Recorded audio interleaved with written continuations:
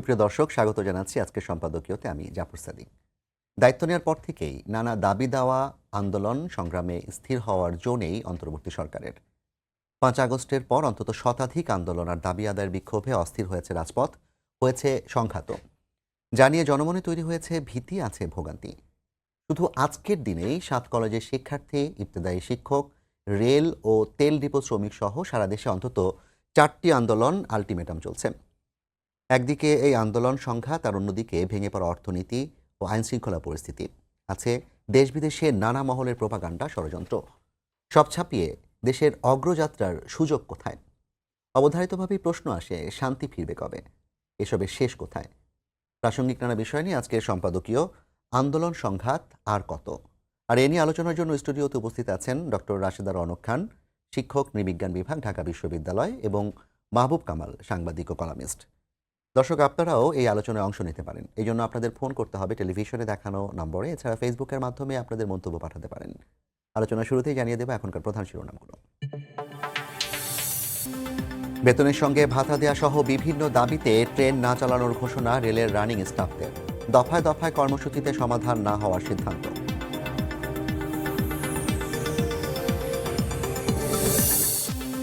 দ্রুত নির্বাচন নিয়ে একমত বিএনপি ও ইসলামী আন্দোলন। ভোটের মাধ্যমে ফ্যাসিস্টদের চিরবিদায়ের আহ্বান জামায়াতের। ক্ষমতার লোভে তরুণরা বিক্রি হবে না, মন্তব্য হাসনাতের। ইভিএম প্রকল্পে গচ্চা ৪,০০০ কোটি টাকা, জড়িতদের বিরুদ্ধে ব্যবস্থা নেবে দুদক। বিমানবন্দর নির্মাণে ৮১২ কোটি টাকা আত্মসাতের অভিযোগে ৪টি মামলা।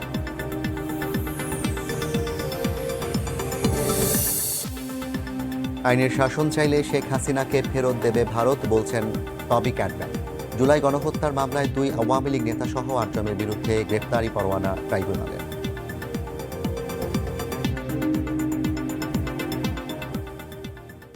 রাশেদ আপা, আপনাকে নিয়ে আলোচনা শুরু করতে চাই। আপনি ঢাকা বিশ্ববিদ্যালয়ের শিক্ষক এবং গতকাল রাত থেকে ঢাকা বিশ্ববিদ্যালয়ে যে একটা অস্থির পরিস্থিতি ছিল সেটি আজকে বিকালে খানিকটা সমাধান হয়েছে, কিন্তু পূর্ণ সমাধান এখনো হয়নি।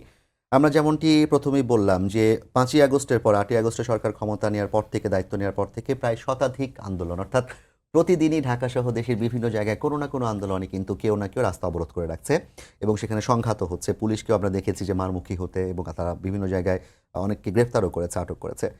এই যে আজকে যে ঢাকা বিশ্ববিদ্যালয় ৭ কলেজের সাথে গতকাল রাতে সংঘাতের প্রেক্ষিতে তাদের যেই দাবি, তারা আবার ২৪ ঘন্টার আলটিমেটাম দিয়েছে যে প্রভিসিকে পদত্যাগ করতে হবে, ক্ষমা প্রার্থনা করতে হবে, এবং তাদের শিক্ষার্থী সহকারী, মানে তাদের যে সহপাঠীদের সাথে যে আচরণ হয়েছে তার জন্য একটা বিচার তারা দাবি করছেন। না হলে কালকে বিকেল ৪টায় তারা আবার নিউ মার্কেট থানা ঘেরাও করবে।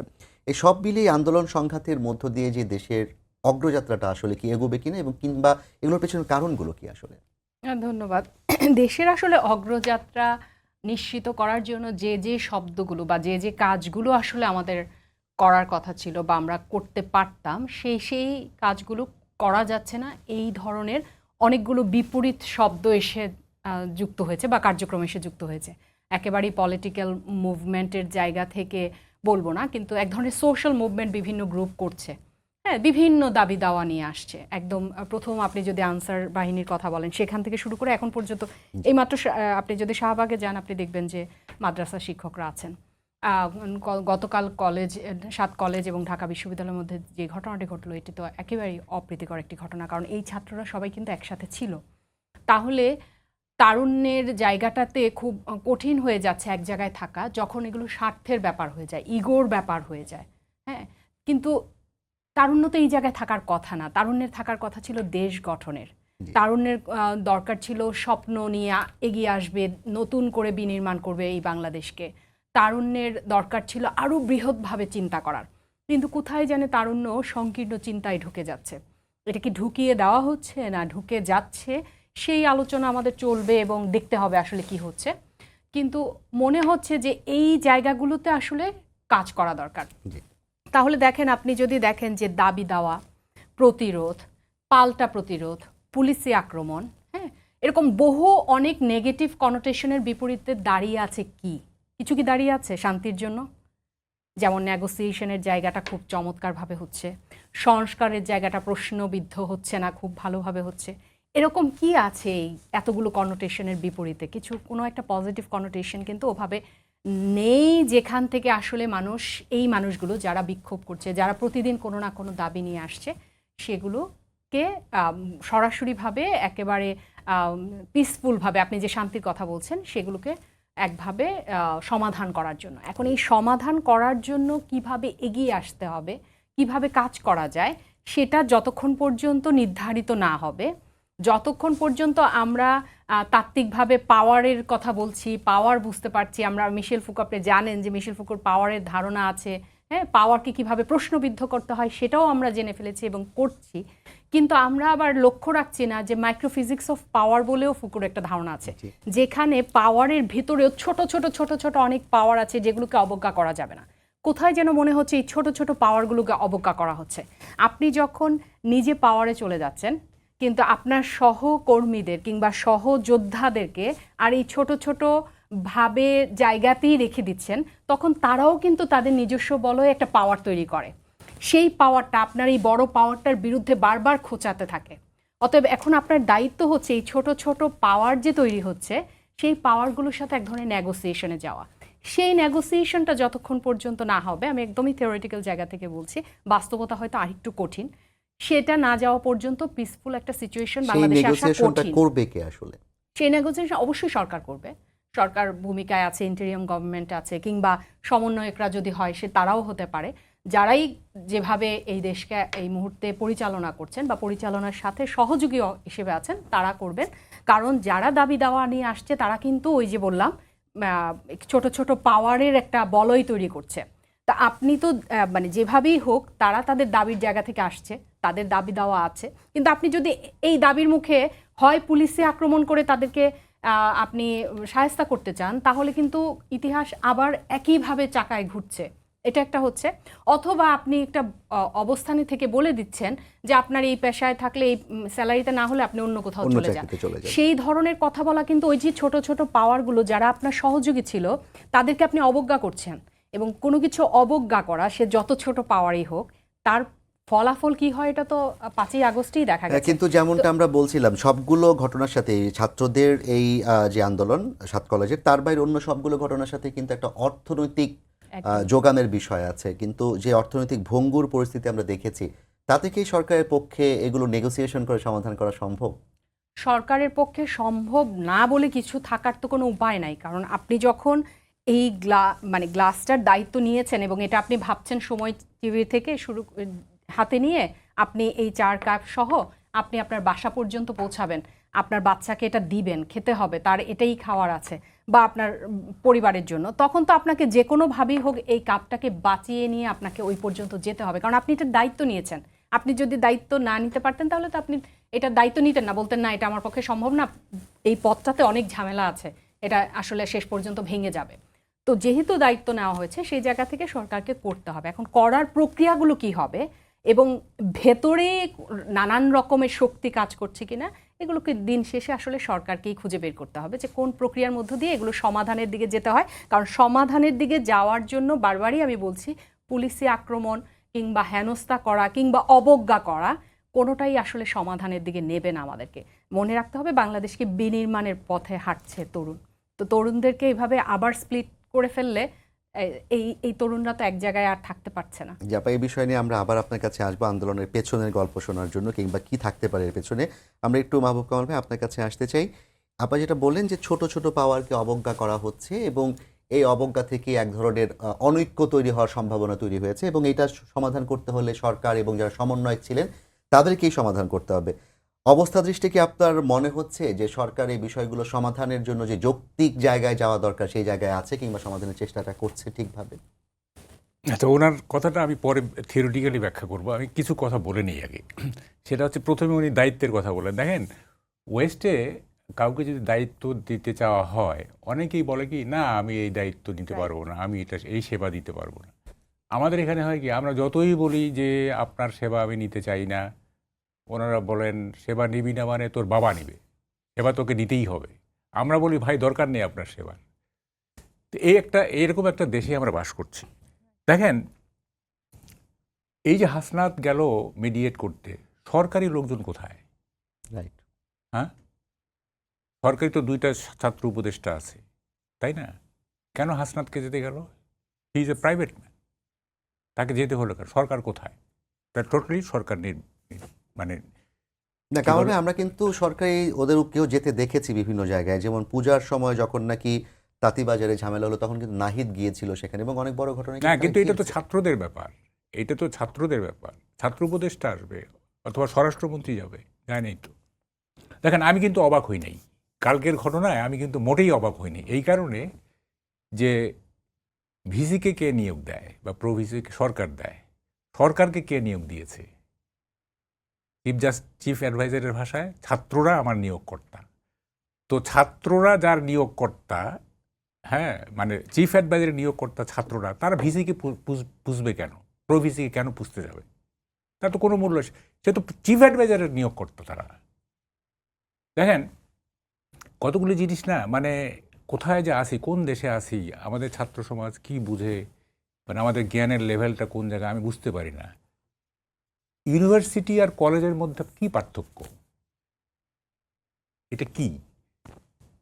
দেখেন, আমার ছোট ছেলের ওয়াইফ, সে ইম্পেরিয়াল কলেজে পিএইচডি করতেছে এখন। তো ইম্পেরিয়াল কলেজ, এটা নাম তো কলেজ, কিন্তু এইটা ওয়ার্ল্ড র্যাঙ্কিংয়ে 7-8টা ইউনিভার্সিটির মধ্যে আছে এটা, but it is a college. তারপরে ধরেন যে ক্যামব্রিজে যে অ্যাফিলিয়েটেড কলেজগুলো আছে, ট্রিনিটি কলেজ, হ্যাঁ, ওটার নাম তো কলেজ। আচ্ছা, তারপর কলেজ বাদ দেন, যেমন স্কুল বলা হয় স্কুল। হ্যাঁ, যেমন ধরেন কলেজ বাদ দেন, স্কুল ধরেন আপনি। যখন আমরা বলি London school of economics, G LCS, তখন এটা আমরা কি বুঝি? এটা কি স্কুল বুঝি? আমাদের স্কুল বুঝি? কিংবা ধরেন আমরা যখন বলি school of thought, school of thought মানে হচ্ছে এটা একটা ইনস্টিটিউশন, এটা একটা আদর্শ, এটা একটা মতবাদকে ধারণ করে, জি একটা পার্টিকুলার মতবাদের স্কুল অফ থট। তো এটা কি আমাদের প্রাইমারি স্কুল বা আমাদের হাই স্কুল? অদ্ভুত ব্যাপার, কিছুই বোঝে না, হ্যাঁ, আন্দাজে স্লোগান দিচ্ছে। এখন মানে একজন একটা স্ট্যাটাস দিছে যে আসলে এইটা হলো হচ্ছে বেড়াগিরি, যে কে কত বড় বেড়া, এটা চলতেছে বেড়াগিরি। মানে এই কলেজগুলোর ছাত্ররা তারা মনে করছে আমরাই বেড়া, আবার ঢাকা ইউনিভার্সিটি বলছে আমরা স্বায়ত্তশাসিত প্রতিষ্ঠান, আমরা তোরা আমাদের অধিভুক্ত, তোরা। না, আপনি যে কলেজগুলোর কথা বলছেন, আমি যেটা দেখতে পাচ্ছি বাংলাদেশে প্রায় 2257টি কলেজ আছে, এর মধ্যে সরকারি কলেজ 555টি এবং স্নাতক পড়ানো হয় 881টি কলেজে। অভিযোগ আছে যে কোনো ধরনের যোগ্যতা সক্ষমতা বিবেচনা না করেই কলেজগুলোকে স্নাতক পড়ানোর অনুমতি দেওয়া হয়েছে এবং এখন তো প্রতি জেলায় জেলায় বিশ্ববিদ্যালয় আছে। তো যেই মানুষটা কিনা সাধারণভাবেই স্নাতক করার যোগ্য না, তারাও তো আসলে অনেকেই এখন এই সমস্ত প্রতিষ্ঠানের কারণে ছাত্র সংখ্যা ঠিক রাখার জন্য তারাও যুক্ত হচ্ছে। তাহলে দায়টা কি না, শুধু আমি ছাত্রদের বলি, উপরই যাবে? আচ্ছা ঠিক আছে, আমি তিতুমির কলেজকে ইউনিভার্সিটি করে দিলাম, ঠিক আছে, এখন ভর্তি পরীক্ষা আমি নিব, দেখি কয়জন ভর্তি হইতে পারে। এই যে আমরা বলতেছি যে ইউনিভার্সিটি, ওই ইউনিভার্সিটি পড়ার মতো যোগ্যতা কয়জন ছাত্রের আছে? হ্যাঁ, এটা একটা মৌলিক প্রশ্ন।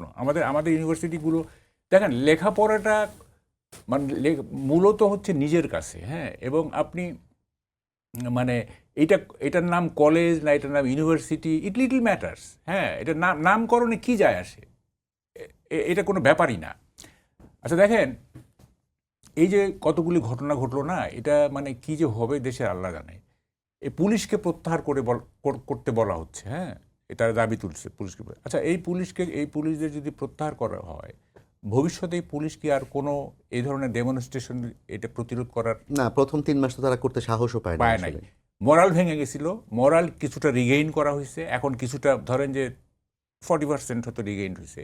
এখন আবার যদি আপনি এই মানে মানে একটা মব বলেন আর যাই বলেন, একটা গ্যাদারিংকে আপনি ডিসমেন্টেল করার জন্য আপনি টিয়ার গ্যাস মারছেন, এটা আপনি মনে করছেন, পুলিশ মনে করছে এটা তার দায়িত্ব, যে এখানে একটা বড় ধরনের সংঘাত হইতে পারে, দায়িত্ব। সেই অপরাধে যদি আপনি তাকে প্রত্যাহার করেন, মানে যদি দাবি মেনে না হয়, পরবর্তীকালে তো পুলিশ একেবারে ইনঅ্যাক্টিভ হয়ে যাবে, তাই না? এবং দেখেন, চিফ অ্যাডভাইজার, মানে এটা আমি বুঝি না, উনি প্রথম ভাষণেই বললেন যে এখন থেকে আর কোনো গুলি করা হবে না। আপনাকে গুলি করতে কেউ বলে না, কিন্তু আপনি এটা পাবলিকলি কেন বললেন? পাবলিকলি কেন আপনি গুলি করবেন না? আপনার ডেমোক্রেটিক আর্জ অনেক বড়, আপনার গুলি করার কোনো দরকার নাই। কিন্তু আপনি যখনই বললেন যে আর গুলি করা হবে না, তখন সন্ত্রাসীরা কি ভাবলো, বা যারা গুলি করতে চায় তারা কি ভাবলো? যে আমি তো নিরাপদ।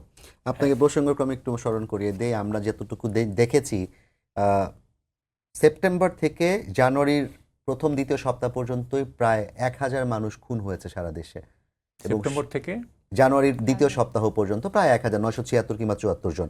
এবং এর বাইরে হচ্ছে আপনার শীর্ষ সন্ত্রাসী যারা ছিল, যেমন আমার এলাকা মিরপুরে যদি আমি বলি, তাহলে সেখানকার যারা শীর্ষ সন্ত্রাসী, যারা দীর্ঘ 20 বছর জেলে ছিল, তারা হঠাৎ করে জামিনে বের হয়ে এসেই খুনোখুনিতে জড়িয়ে পড়েছে। এবং সেই 98, 99, 2001, 2 আমার যেমন দেখতাম যে রাস্তার মধ্যে কুপিয়ে মানুষ হত্যা করা হচ্ছে, সেই একই চিত্র।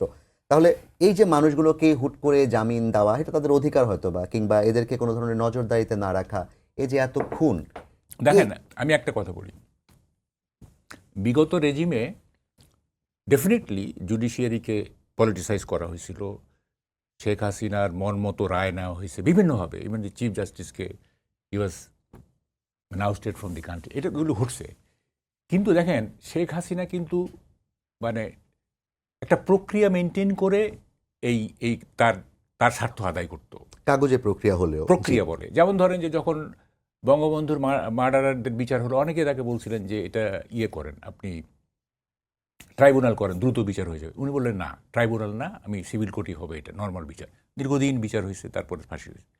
ওয়ার ক্রিমিনালদের ব্যাপারেও দীর্ঘদিন একটা প্রক্রিয়া মেনটেন করে, তারপর high court, supreme court, death reference, অমুক তমুক করে ফাঁসি। একটা প্রক্রিয়া ছিল, প্রক্রিয়ার মধ্য দিয়ে উনি ওনার স্বার্থ আদায় করে নিছেন, ওনার দলীয় স্বার্থ বা ব্যক্তি স্বার্থ। এখন তো কোনো প্রক্রিয়াই নাই, কোনো প্রক্রিয়াই নাই। ইচ্ছা হচ্ছে জামিন দিয়ে, এই যে যেমন ধরেন যে সাবের হোসেন চৌধুরী 5টা মামলা ওই রিমান্ডে ছিল, জামিন হয়ে গেল। তারপরে 5ই আগস্টের পরপরই আপনার আনসারুল্লাহ বাটের প্রধান, তো ওই যে বিশের শিবিরের যে চিটাগাঙের কি নাম, সে অমুক তমুক, হ্যাঁ অমুক তমুক সব বের হয়ে যাচ্ছে। এবং দ্রুতই, যেমন ধরেন চিফ জাস্টিসের যে মামলাগুলো খালার মানে হলো, হ্যাঁ কয়দিনের মধ্যে এগুলো উনি হলেন, অ্যাকুইটেড হলেন কয়দিনের মধ্যে, মানে এটা কি, ইজ ইট সাফিসিয়েন্ট টাইম মানে ফর এ মানে ফাইনাল জাজমেন্ট? কোনো প্রক্রিয়াই নাই। চিফ অ্যাডভাইজারের কথা বলছে, এই যে তার যে 600 কত কোটি টাকার এই সেই, তারপরে ধরেন যে গ্রামীণ ব্যাংকের যে ট্যাক্স অব্যাহতি ইত্যাদি, মানে ইচ্ছা হচ্ছেই সব কিছু হয়ে যাচ্ছে, কোনো প্রক্রিয়া নাই। ফলে এই যে মানে ললেসনেস চলতেছে, এইটার শেষ কোথায় আমি তো মানে ভেবেই পাচ্ছি না। এবং দেখেন, ছাত্রদের যেভাবে মানে প্যাম্পার করা হচ্ছে, যেভাবে এনকারেজ করা হচ্ছে, এটা মানে where will it end up আমি বুঝতে পারতেছি। যেমন ধরেন, আজকে দেখলাম যে এটা আগেই প্রস্তাব করা হয়েছিল যে ভোটাধিকারের বয়স 17 বছর করা হলো। তার মানেটা কি? আমরা তো জানি 18 বছর পর্যন্ত সবাই শিশু, এটা তো আইন, তাই না? তো 17 বছরে আপনি যখন ভোটার করে দিলেন, হ্যাঁ, তখন কি ভোটে যে জাজমেন্টটা আসবে সেটা কি প্রপার হবে? এটার উদ্দেশ্য কি? 17 বছর করা মানে হচ্ছে অনেক মাদ্রাসার ছাত্র ভোটার হয়ে যাবে, এটা একটা পারপাসফুল ইয়ে। তারপর আপনি 21 বছর করে দিলেন, পার্লামেন্টে দাঁড়ানোর প্রস্তাব করছেন যে 21 বছর বয়সে পার্লামেন্ট। আমাদের দেশে তো 23-24 বছর লাগে গ্র্যাজুয়েশন করতে, মানে অনার্স করতে, এই সেশন যার তুমুক তুমুক। তো সে কি ছাত্র অবস্থাতে এমপি ইলেকশন করবে? কামাল ভাই, এই জায়গায় যদি একটু আমরা আগের দিকে ফিরে যাই, আগে কিন্তু আপনারাই কিংবা আমরা অন্য যারা ছিলেন সিনিয়র, তাদের কাছে শুনেছি যে কানাডা, ট্রুডোর উদাহরণ দিয়ে, বিভিন্ন জায়গার উদাহরণ দিয়ে আমরা শুনেছি যে তরুণদের হাতে ক্ষমতা দিতে হবে, তরুণদেরকে এগিয়ে নিয়ে আসতে হবে। এখন যখন আপনারাই আবার একই কথাই বলেন, আমি বলি শুনেন, এই থিওরি যখন মানে কি বলে যে সিরিয়াস ডিসকাশন হচ্ছে, তো সিরিয়াসই হোক। দেখেন, ছাত্র রাজনীতি কয়েকটা বিশেষ প্রেক্ষাপটে হইতে পারে। হ্যাঁ, যেমন ধরেন, প্রথম কথা, দেশটা যদি কলোনি হয়, তাইলে আপনি কলোনিয়াল রুলের বিরুদ্ধে একটা স্ট্রাইকিং ফোর্স হিসেবে আসতে পারেন। দেশে যদি গণতন্ত্র না থাকে, স্বৈরতন্ত্র থাকে, তাইলে আপনি স্ট্রাইকিং ফোর্স হিসেবে থাকতে পারেন। যেমন এরশাদের আমলে, তারপরে এখন যেটা হয়েছে আর কি, এই যে একটা ফ্যাসিবাদের বিরুদ্ধে স্ট্রাইকিং ফোর্স। আর একটা হইতে পারে কি, যদি ছাত্রদের উপরে কোনো কিছু চাপায় দেওয়া হয়, তাইলে তারা রিভোল্ট করতে পারে। যেমন কোরিয়াতে যেটা হয়েছে, কনস্ক্রিপশন, ওদের মানে কম্পালসারিলি মিলিটারিতে যাওয়ার করছিল, ওরা এটা মানে নাই, এটা একটা হইতে পারে। আর একটা হইতে পারে কি, নিউ জেনারেশন যদি কোনো নিউ আইডিয়া সেট করতে চায়, সেক্ষেত্রে হইতে পারে। যেমন ইউরোপে আপনার 60s যেটা হয়েছে, পরিবেশবাদী আন্দোলন, যুদ্ধবিরোধী আন্দোলন, অ্যাংরি ইয়াং মুভমেন্ট, সেটা হয়েছে। আর একটা হইতে পারে, যেটা আপনি যেটা প্রশ্ন করলেন, সেটা হতে পারে কোনো সোসাইটিতে যদি আপনার আর্টিকুলেট মিডল ক্লাস না থাকে, আর্টিকেল মিডল ক্লাস না থাকে বা কোনো সিভিল সোসাইটি না থাকে, যদি শিক্ষিত সমাজ না থাকে, তাইলে ওই জায়গাটা, ওই ভ্যাকিউমটা পূরণ করার জন্য এনলাইটেন্ড হিসাব মানে শ্রেণী হিসাবে ছাত্ররা ওটা ফুলফিল করতে পারে। যেমন এটা আমরা দেখছি আসামে আপনার আর্টিকুলেট মিডল ক্লাস ছিল না, এবং ওখানে আপনার ছিল না, এই কী বলে সিভিল সোসাইটি ইত্যাদি এগুলো ছিল না। সেই জায়গাটায় আপনার ছাত্ররা প্রফুল্ল মাহান্তের নেতৃত্বে ছাত্ররা আন্দোলন করে ক্ষমতা করে প্রফুল্ল মাহান্ত চিফ মিনিস্টার পর্যন্ত হয়েছে। আমাদের দেশে তো এই 5টা শর্তের কোনোটাই নাই। It is neither A colony নর দেয়ার ইজ এ টিরানি। তারপরে এখানে সরকারের মানে কোরিয়াতে যেভাবে ছাত্রদেরকে মানে আন্ডার কম্পালশন মিলিটারিতে, এখানে ছাত্রদের বরং আরও তোয়াজ করা হয়, তাই না? আর তারপরে শেষেরটা যেটা হচ্ছে, এখানে তো সিভিল সোসাইটি আছে, পলিটিক্যাল পার্টি আছে, মিডল ক্লাস আছে, সব। আপনি কি এই যে তোয়াজ করার বিষয়টা 5ই আগস্টের পরে বলছেন না আগে থেকেই বলছেন? এখন, আগে তো তোয়াজ করা হতো আর না। সিভিল সোসাইটির যে বিষয়টা বললেন, ছাত্র নেতাদের বক্তব্য কিন্তু আমরা শুনি, মাহফুজ আলম সহ বিভিন্নরা বলেন যে সিভিল সোসাইটি ফ্যাসিবাদের সময় ফ্যাসিস্টদের ভাষায় কথা বলেছে, এবং যে সিভিল সোসাইটি আমরা দেখেছিলাম গড়ে উঠেছিল বিভিন্ন মিডিয়া কিংবা মাধ্যমে, তাদের কিন্তু এখন কোনো উপস্থিতি নাই, মানে পতনের সাথে সাথে তারাও হারিয়ে গেছে। না, civil society is largely question, এটা বিতর্কিত একটা civil society, but that does not mean যে বিকল্প সিভিল সোসাইটি না। উনি কি সিভিল সোসাইটি না? উনি কি বিতর্কিত? ধরেন কথার কথা, তা আপনার সামনেই তো একটা উদাহরণ আছে, তাই না? এরকম আছে তো, অনেক আছে। তো তাদেরকে সুযোগ দেওয়া হবে, তো সুযোগ দিতে হবে, তো সুযোগ না দিলে আপনি হবে কি হবে? আচ্ছা, তারপরে যে আপনার ওই জিনিসটা আমি একটু ব্যাখ্যা করি। আপনি বলছিলেন ছোট ছোট ছোট ছোট এটা একটু ব্যাখ্যা করি। সেটা আমি যেহেতু একসময় মার্কসিস্ট পলিটিক্স করছি, আমি ডায়ালেকটিক্স দিয়ে, দ্বন্দ্ব তত্ত্ব দিয়ে একটু ব্যাখ্যা করব। সেটা হচ্ছে, সোসাইটিতে কিন্তু দ্বন্দ্ব থাকতেই হবে। সোসাইটিতে যদি দ্বন্দ্ব না থাকবে, সোসাইটিতে যদি দ্বন্দ্ব না থাকে, তাহলে সোসাইটি হাঁসফাঁস করে।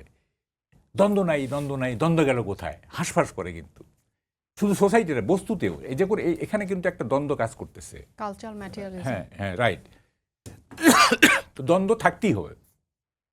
এখন 5ই আগস্টে প্রিন্সিপাল কন্ট্রাডিকশন কি ছিল? প্রধান দ্বন্দ্ব কি ছিল? ফ্যাসিজম ভার্সাস ছাত্র জনতার ঐক্য। এই তো প্রিন্সিপাল কন্ট্রাডিকশন। ওইটা রিজলভ হয়ে গেল।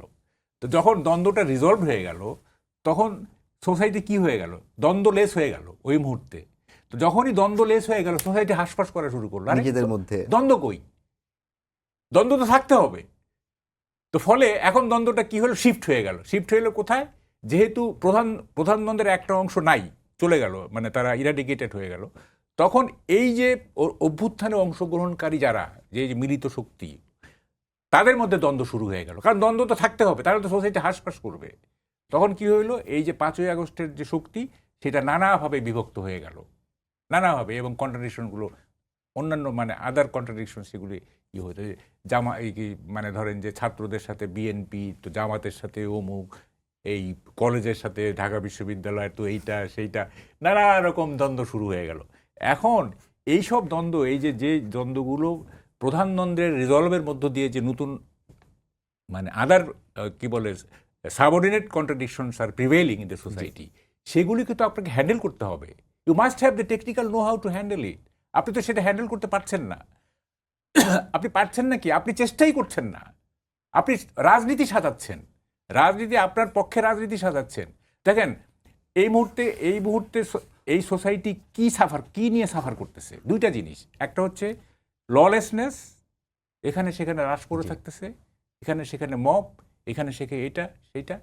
আর একটা হচ্ছে প্রাইস হাইক, এই যে আপনার দ্রব্যমূল্য, হ্যাঁ, এই যে চালের দাম বেড়ে গেছে, তো সোয়াবিন নাই, তো বলে গ্যাসের দাম বাড়াবে, তো বিনিয়োগ কমে গেছে 20%, তো এইটা সেইটা, হ্যাঁ। তো এগুলিতে আপনার কোনো খেয়াল নাই। কোনো আপনি সরকারের পক্ষ থেকে কোনো বাজার মনিটরিং দেখতেছেন? বা সিন্ডিকেট ভাঙার কোনো উদ্যোগ দেখতেছেন? কিছুই দেখতেছেন না। তার মানে কি? তারা, আমি একেবারে মানে খুব, আমরা এটা নিয়ে আপনার কাছে আবার একটু আলোচনা আসবে, একটু রাশেদ আপনার কাছে যেতে চাই। আপনি যে বিষয়টা আপনার কাছ থেকে শুনতে চেয়েছিলাম, সেটা চমৎকারভাবে কামাল ভাই ব্যাখ্যা করেছেন, যে দ্বন্দ্বের পেছনের কারণটা আসলে কি, সেটা মোটামুটি একটা পরিষ্কার জায়গায় আমরা এসেছি। আজকে হাসনাত আব্দুল্লাহ একটা কথা বলেছেন যে যারা নাকি আমাদের সিনিয়র প্রজন্ম, তারা তরুণদের ভাষা বুঝতে পারছে না, তরুণদেরকে বুঝতে হবে। আপনি কি মনে করেন যে কামাল ভাই সহ আপনি কিংবা সরকারে যারা সিনিয়ররা আছেন, তারা আসলেই তরুণদের ভাষা পড়তে পারছেন না? এটা তো আসলে জেনারেলাইজ করার কোনো সুযোগ নাই। তিনি কি অর্থে বলেছেন আমি জানি না, কোন প্রেক্ষাপটে বলেছেন। আমরা নৃবিজ্ঞানীরা বিশ্বাস করি কোনো কিছু জেনারেলাইজ করার কিছু নাই। প্রবীণদের মধ্যে অনেকেই আছে এক একজন তরুণদের চেয়েও তরুণ, বয়স দিয়ে তো আসলে তারুণ্য না। হ্যাঁ, ধরেন একজন ক্লাস 10-এ পড়ে বাচ্চা অনেক আলসে প্রকৃতির হতে পারে, কিন্তু গ্রামের একজন 82 বছরের মানুষও কৃষি কাজ করছে, সারাদিন পরিশ্রম করছে, হ্যাঁ, রাত দিন কাজ করছে, ফলে গানও গাচ্ছে গাচ্ছে, তারপরে পুরো পরিবারটা চালাচ্ছে। অথচ ক্লাস 10-এর বাচ্চারা তো পরিবারও চালানো লাগে না, তার চিন্তা করতে হয় না যে তার পরিবারের সবাই খাবে কিভাবে, সেটা চিন্তা করতে হয় না, কিন্তু সে হয়তো এই শীতের ইয়েতে ব্ল্যাঙ্কেট থেকে নামতেই পারছে না। অতএব বয়স দিয়ে আসলে বিষয়টা না। এখানে বোধহয় আমাদের যেটা হচ্ছে 5ই আগস্টের পরবর্তী সময়কাল থেকে প্রবীণ আর নবীনের একটা মুখোমুখি অবস্থান তৈরি করা হচ্ছে। এখানে বোধহয় একটু ভুল হয়ে যাচ্ছে। এখানে প্রবীণ নবীনের মুখোমুখি অবস্থান না, প্রবীণদের ভেতরে কারো কারো জন্য বিষয়গুলো প্রশ্নবিদ্ধ, আবার নবীনদের ভেতরেও বিভিন্ন ডিসিশন মেকিং বলেন, এই দাবি দেওয়ার মুখে হুট করে কোনো একটা সিদ্ধান্ত নিয়ে নেওয়া বলেন, কিংবা এই যে কালকে যেটা ঘটলো কলেজ এবং বিশ্ববিদ্যালয়ের জায়গা থেকে এই যে নিজেদের ভেতরে ক্ষতিটা ডেকে আনলো, এই সকল কিছুর মধ্যে প্রবীণের এক্সপেরিয়েন্স বলেন, বিচক্ষণতা বলেন, সেগুলোর অভাব এখানে ছিল। আবার প্রবীণদের অনেক কিছুর মধ্যে তারুণ্যের যে স্পিরিটটা, সেটা ধারণ করা অনেক সময় অনেক প্রবীণের জন্য কঠিন হয়ে যায়। কিন্তু প্রবীণরা তরুণদের ধরতেই পারে না, তাহলে প্রবীণরা দেশ চালাচ্ছে না। কথা বলেছেন যে সিনিয়রদের অভিজ্ঞতা, তারুণ্যের শক্তি মিলিয়ে আমাদেরকে এগিয়ে যেতে হবে। একদম সেটাই হওয়া উচিত স্পিরিট, সেটা তরুণদেরও হওয়া উচিত, আবার প্রবীণদের ক্ষেত্রেও নবীনদেরকে আনা উচিত। কিন্তু এটাও সত্য, আমি কামাল ভাইয়ের সাথে একমত, আমাকে তো যে কোনো একটা দায়িত্ব নিতে হলে আমার মিনিমাম গ্র্যাজুয়েশনটা বা যেটাই হোক আমার পড়াশোনাটা শেষ করতে হবে। এখন একটা কনসেপ্ট দাঁড়িয়ে গেছে তরুণদের ভেতরে, ছাত্রদের ভেতরে, কিছু হলেই পলিটিক্যালি মুভ করতে হবে। কিন্তু তার তো এখন সময় আসেনি পলিটিক্যাল মুভ করা। যেটা করার দরকার ছিল সেটা সে করেছে। এখন তার পড়ার টেবিলে ফেরার সময়, এখন তার ক্লাসরুমে যাবার সময়, এখন তার বোঝা উচিত যে সে কিভাবে দেশ গড়ার কাজে বা নিজের জীবন কিভাবে গড়বে। এবং আরেকটা বিষয় আমার কাছে মনে হয় যে এখনের তারুণ্য, তারা রাজনীতিমুখী করতে চাচ্ছে, তারা রাজনৈতিক দল গঠন করতে চাচ্ছে, সেটা কিছু সংখ্যক তারুণ্য, কিন্তু বাকি তরুণরা কিন্তু এখানে নাই। কোথায় আছে তারা? কোথাও নাই আসলে, তারা ব্ল্যাঙ্ক হয়ে আছে। এই ব্ল্যাঙ্ক জায়গা থেকে তরুণদেরকে বের করতে হবে। তারা রাজনীতিতে ওই যারা স্টার রাজনীতিবিদ হয়ে গেছে তাদের মতো করে তারা হয়তো ভাবছে না। তাদের জীবন গঠনের জন্য তাদের একটা ডিগ্রি দরকার, যেহেতু আমরা এখন ডিগ্রি সর্বস্ব, সার্টিফিকেট সর্বস্ব। আমরা দেখছি কলেজ না বিশ্ববিদ্যালয় এই নিয়ে হইচই হচ্ছে, তিতুমির কলেজ বিশ্ববিদ্যালয় করে ফেলতে হবে, কারণ বিশ্ববিদ্যালয় হলেই কি হয়ে যাবে, সার্টিফিকেটে বিশ্ববিদ্যালয়ে লেখা থাকবে, তো এটা নিয়ে সে বিদেশ যাবে তো নাকি?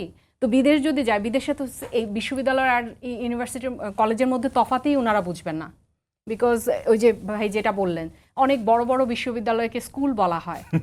তো সেখানে এই কিসের জন্য এই মান নিয়ে, এই নাম নিয়ে এত আয়োজন চলছে?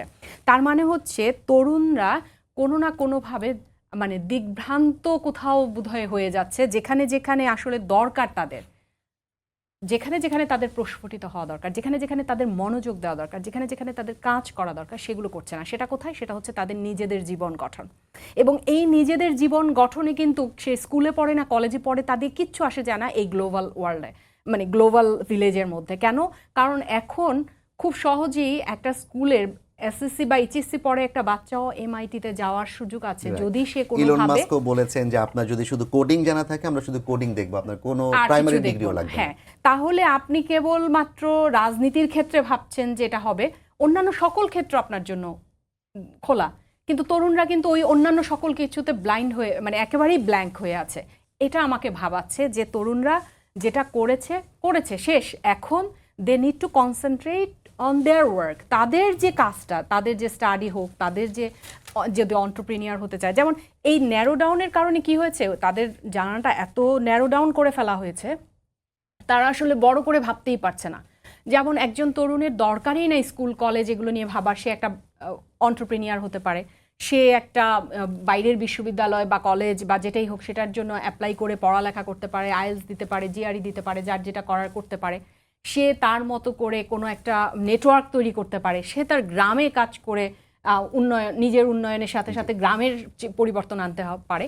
এই স্বপ্নগুলো ভেঙে চুরে কোথায় যেন সারাক্ষণ কিভাবে প্রতিবাদী হতে হবে, কিভাবে মানে কি যেন দাবি দাওয়া নিয়ে আসতে হবে সারাক্ষণ, বা স্ট্যাটাস নির্ভর ওই যে যে কথাটা বলা হচ্ছে যে সারাক্ষণ ইগো প্রবলেম, হ্যাঁ, ব্যাডাগিরি, যেটা এই ইগো প্রবলেমে ভুগছে তারুণ্যের কিছু কিছু এবার এই তরুণ সময় এসে সমাজ আপনাকে মনে আমি হচ্ছে। জাস্ট দুটো প্রশ্ন করতে চাই, যেটা আপনি পলিটিক্স নিয়ে বলছিলেন, যে আমরা কিন্তু এই 1 বছর 2 বছর আগেও আমরা আফসোস করতাম যে তরুণদের মধ্যে, শিক্ষিত তরুণদের মধ্যে রাজনীতি সচেতনতা নেই এবং আই হেড পলিটিক্স প্রজন্ম গড়ে উঠছে, এবং জেনজি হচ্ছে শুধু মুভি, কোডিং টোডিং এগুলো নিয়ে ব্যস্ত, তারা দেশ গঠন নিয়ে ভাবে না।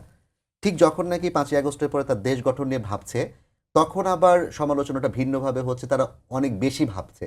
এটা একটা, এখানে আসলে সমস্যাটা কোথায়? দ্বিতীয়ত হচ্ছে, আজকে 7 কলেজের শিক্ষার্থীদের যে ব্রিফিং হলো, সেখানে তাদের অনেকগুলো দাবির মধ্যে একটা হচ্ছে যে ঢাকা বিশ্ববিদ্যালয়ের সব রাস্তা খুলে দিতে হবে। ঢাকা বিশ্ববিদ্যালয় যে আধিপত্যবাদী ফ্যাসিবাদী আচরণ গড়ে তুলেছে, তারা যা বলবে তাই হবে, সেখান থেকে তাদেরকে বের হয়ে আসতে হবে। অর্থাৎ এই যে ঢাকা বিশ্ববিদ্যালয় কিংবা অন্য বিশ্ববিদ্যালয় এক গ্রুপ এসে তার এক গ্রুপের তরুণদের যে ঘৃণার একটা সম্পর্ক তৈরি হচ্ছে, এই দুটো ঘটনাকে আপনি কিভাবে ব্যাখ্যা করবেন? প্রথমটা হচ্ছে আপনি বলছেন যে আই হেল্প পলিটিক্স থেকে আই হেট পলিটিক্স সচেতন পলিটিক্স হয়ে থেকে আই ওঠা। লাভ পলিটিক্সে চলে গেছে। এটার আমরা কিন্তু আপনি দেখবেন যে মানুষ হিসেবেও খুব ইমব্যালেন্সড মানুষরা জীবনে একটা সাফল্যের একটা চূড়ায় পৌঁছাতে পারে না। কিছু কিছু মানুষ আছে দেখবেন যে কোনো একটা কিছু করছে, এটাই করতে থাকে সারাদিন। ধরেন গেমস, কেন আমরা বাচ্চাদেরকে গেমস থেকে বা ডিভাইস থেকে দূরে রাখতে চাই? বিকজ তারা বুঝে না আসলে এটাই জীবন না, এটাতেই একদম ডুবে যায়।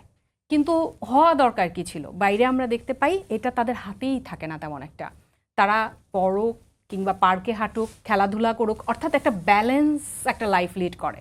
যেই মানুষগুলো ব্যালেন্স লাইফ লিড করতে পারে, সে হয়তো স্কুলে বা কলেজে খুব বড় রকমের সিজিপিএ নিয়ে বের হচ্ছে না, কিন্তু তার লাইফে একটা দেখবেন ব্যালেন্স আছে, সে কিন্তু উতরে যায় বা জীবনে এক পর্যায়ে জয়ী হয়।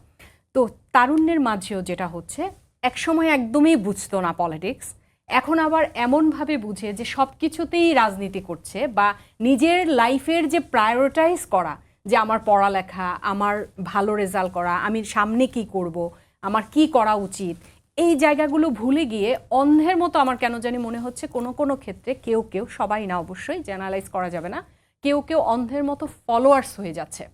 এই ফলোয়ার্স কিন্তু আগেও হয়েছিল, সেখানেই সমস্যাটা। ব্যক্তি এজেন্সিটা থাকাটা খুব গুরুত্বপূর্ণ। একজন মানুষ কি করবে, ধরেন এই রুমে এখন আপনি বললেন একটা কথা, আমরা দুজনেই দৌড়ে আপনার কথাটা বিবেচনা না করে আপনাকে ফলো করলাম, সেটা হচ্ছে ফলোয়ার্স হওয়া।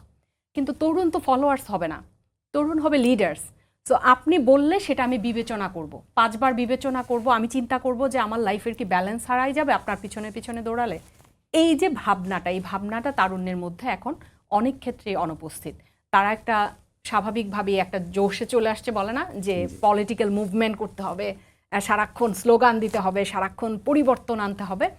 সেখান থেকে যে ইমব্যালেন্সড একটা জায়গায় চলে যাচ্ছে, অনেকে সেটা বুঝতে পারছেন না যে না ঠিক আছে এটা কি এক আমার ধরনের অহংবোধ, যে তারা যে এটা বলে হাসিনাকে অহংবোধ। নামাইছি তোরা কি, হ্যাঁ এরকম হ্যাঁ, আর কিছু? আর কে কি, ওই যে উনি যেটা বলছিলেন যে তারুণ্যকে আসলে, ছাত্রদেরকে আসলে কতটুকু তাদের, মানে ছাত্র বলে না, আমার আপনার সকলের ক্ষেত্রেই কতটুকু আসলে কি করা যায়, কোথায় গিয়ে থামতে হয়, এটা জানতে হয়।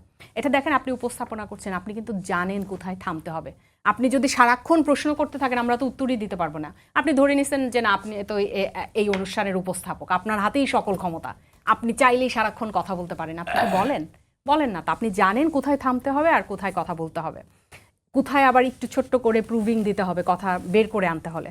সেভাবে এই পুরো রাজনৈতিক কাঠামোতেও তারুণ্যের ভূমিকা ছিল বা থাকবে হচ্ছে, যেখানে যেখানে রাষ্ট্রের প্রয়োজন লাগবে তারা তখন বের হয়ে আসবে।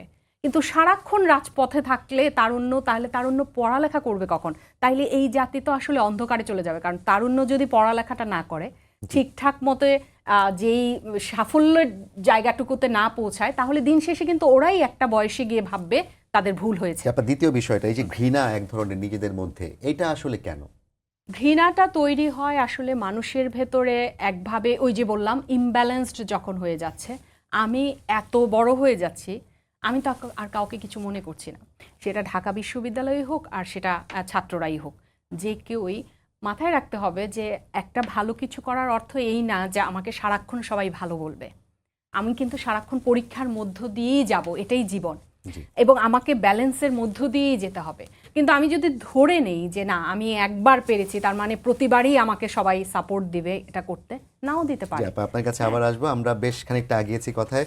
কামাল ভাই, আপনার কাছে যে বিষয়টা আমি একটু জানতে চাই সেটি হচ্ছে প্রধান উপদেষ্টা বিভিন্ন সময় বলেছেন যে দেখি চেষ্টা করে, ক্ষমতা দিয়েছে ছাত্ররা, কতটুকু করতে পারি, হলে তো হলো, না হলে চলে যাব। এবং ছাত্র উপদেষ্টা কিংবা সমন্বয়কদের মধ্যে যারা বিভিন্ন বিশ্ববিদ্যালয় পর্যায়ে আছেন, তারাও এমন একটা ইসে আছেন যে আমরা একটা চেষ্টা করছি, ড্রাইভ দিচ্ছি, না পারলে পড়াশোনা করতে বিদেশ চলে যাব। কিন্তু এই ছাত্রদের কথা শুনে, শিক্ষার্থীদের ডাকে যে সমস্ত সাধারণ মানুষ, খেটে খাওয়া মানুষগুলো মাঠে ছিল, তাদের তো পড়াশোনা করতে বিদেশ যাওয়ারও সুযোগ নেই, তাদের হচ্ছে অন্য কোনো জায়গায় চাকরি করারও সুযোগ নেই। দিন শেষে আসলে কি হবে তখন যদি এগুলো সফল না হয়? না দেখেন, প্রধান উপদেষ্টা চেষ্টা করে দেখি দেখি না কি হয়, এটা ওই ভানুর একটা চুটকি আছে, কিন্তু দেখি না কি হয়, দেখি না কি হয়, পরে দেখতে দেখতে সব শেষ। দেখেন ওই যে উনি একটা খুব চমৎকার কথা বলছে, সেটা হচ্ছে কখন থামতে হবে এটা জানতে, you must know when to stop. এটা একটা গল্প আছে ছোট, আপনার সময় খুব কম। এক ছেলে সেতার বাজানো শিখছে, তো তার বাবা ওস্তাদের কাছে নিয়ে গেছে যে আচ্ছা দেখেন তো আমার ছেলেটা কেমন সেতার বাজায়।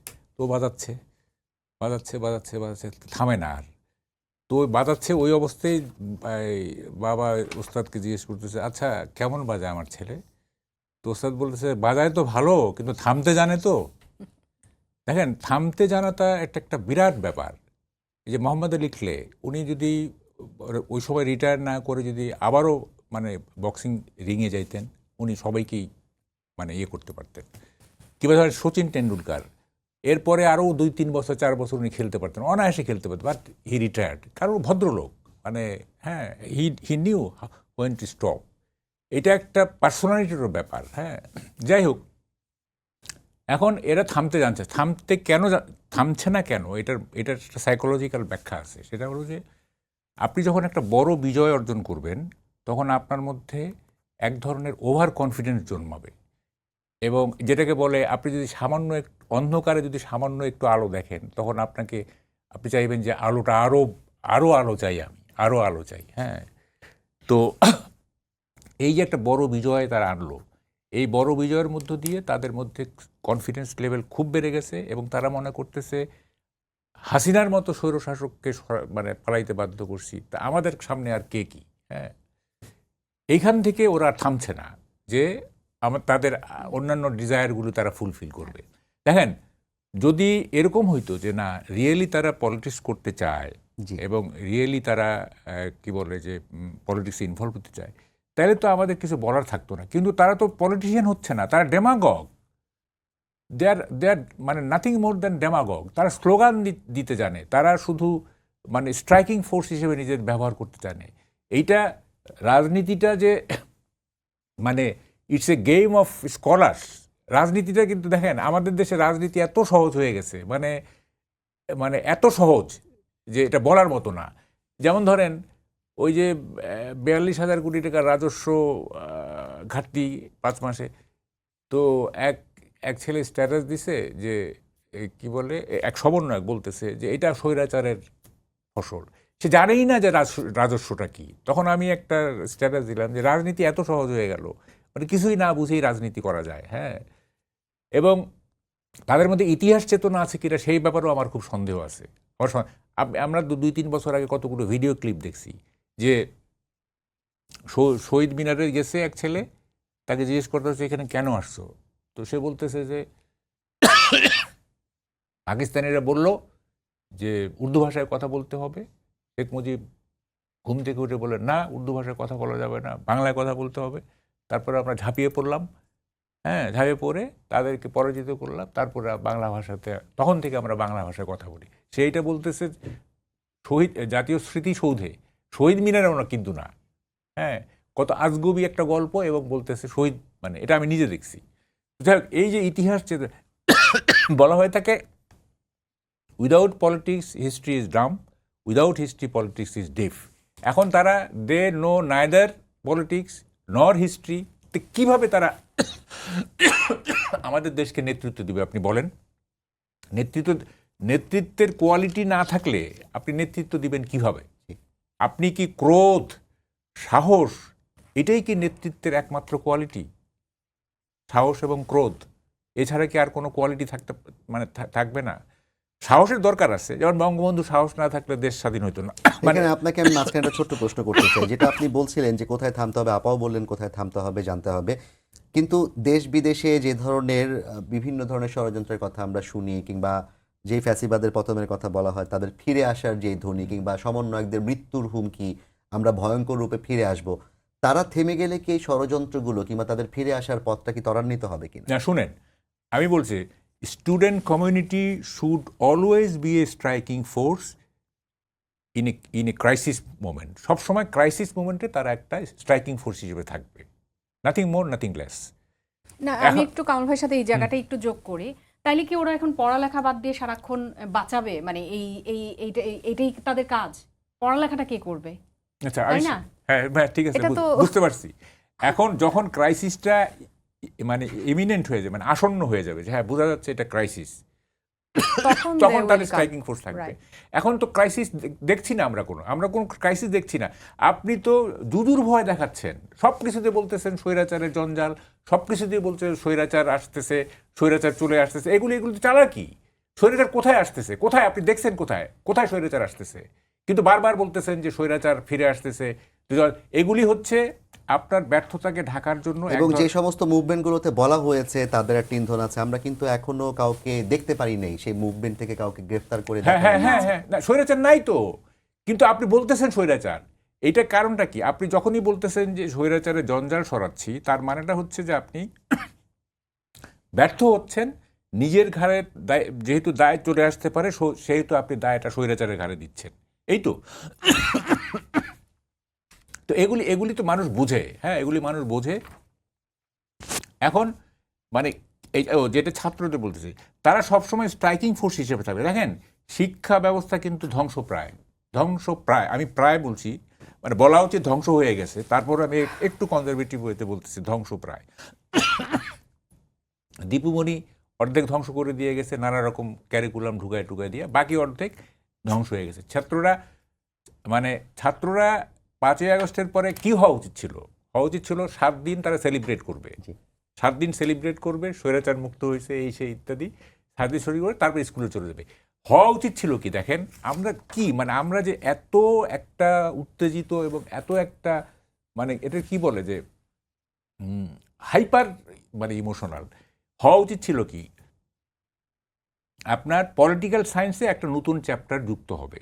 প্রতি ঘটনার পরে কি হয়, রাষ্ট্রবিজ্ঞানের বইগুলোতে একটা নতুন চ্যাপ্টার যুক্ত হয়। যেমন ধরেন জিয়ার টেনুর যখন শেষ হলো, তখন একটা যুক্ত হলো যে জিয়া এই করছে। আলাপটা খুব চমৎকার হচ্ছিল, কিন্তু আমাদের সময় একটু শেষ হয়ে শেষ আসছে। করতে দিই। আমি জাস্ট একটু আবার আমাদের যে বিষয় সেখানে একটু ফিরতে চাই, 1 মিনিট করে একটু দুজন কাছে শুনতে চাই। আমরা যে আন্দোলন সংঘাত কিংবা যে একটা অস্থিরতা দেখছি, এই অস্থিরতা থেকে ফিরে আসার পথ কি আসলে ছাত্রদের থেমে যাওয়া, নাকি আসলে এর পেছনে আরো কিছু করার সুযোগ আছে? একটু আপনি 1 মিনিটের মধ্যে বলবেন। না, ছাত্ররা লেখাপড়া করতে হবে। এবং আমি যে প্রস্তাব দিছি যে পার্লামেন্টে 10টা বা 20টা সংরক্ষিত আসন থাকবে, যেমন নারী সংরক্ষিত আসন আছে, সংরক্ষিত আসন তরুণদের জন্য। জন্য। জি কামাল ভাই, ধন্যবাদ। একটু আপনি বলতেন যে এই অস্থিরতা থেকে শেষটা কোথায় হবে, আসলে কিভাবে সম্ভব? শেষটা হবে যে যখন আসলে তারুণ্য তার সকল শক্তি নিয়ে, অর্থাৎ সেই পাওয়ারটা হচ্ছে নলেজ, সেই পাওয়ারটা হচ্ছে হিস্টোরিক্যাল কনটেক্সট বা হিস্টোরিক্যাল নলেজ, সেই পাওয়ারটা হচ্ছে এক্সপিরিয়েন্স, সেই পাওয়ারটা হচ্ছে স্টাডি বা তার পড়াশোনা, তার জ্ঞান, সেই সব কিছু মিলিয়ে যখন সে একটা পাওয়ার, নিজে ব্যক্তি মানুষ পাওয়ার হিসেবে আসবে, তখন তাকে আসলে মানে এই যুদ্ধ করে ঢুকতে হবে না, তাকে ডাকবে, রাষ্ট্রই ডাকবে, যদি সে সেরকম ভাবে তৈরি হয়। প্রত্যেকটা তরুণ এভাবে তৈরি হোক, সেটাই আমরা চাই। ধন্যবাদ রণকা, কামাল ভাই আপনাদের কাছে। এবং আমাদেরও প্রত্যাশা আসলে তরুণরা যেভাবে স্ট্রাইকিং ফোর্স হিসেবে মাঠে ছিল তারা সবসময় থাকবে, কিন্তু একই সাথে হচ্ছে দেশের যে অস্থির এক ধরনের প্রতিবাদ আন্দোলনের সংঘাত চলছে, সেটিও আসলে সবাইকে বন্ধ করতে হবে। তাহলে যে ঐক্যের কথা আমরা বলছি, স্বপ্নের বাংলাদেশের কথা বলছি, যেটা আমাদের অতিথিদের কাছ থেকে উঠে আসলো, এটি সম্ভব হবে। সবাইকে ধন্যবাদ জানিয়ে শেষ করছি আজকে সম্পাদকীয়। আগামীকাল আবারও দেখা হবে রাত 10টায়। দেখার আমন্ত্রণ রইল। শুভরাত্রি।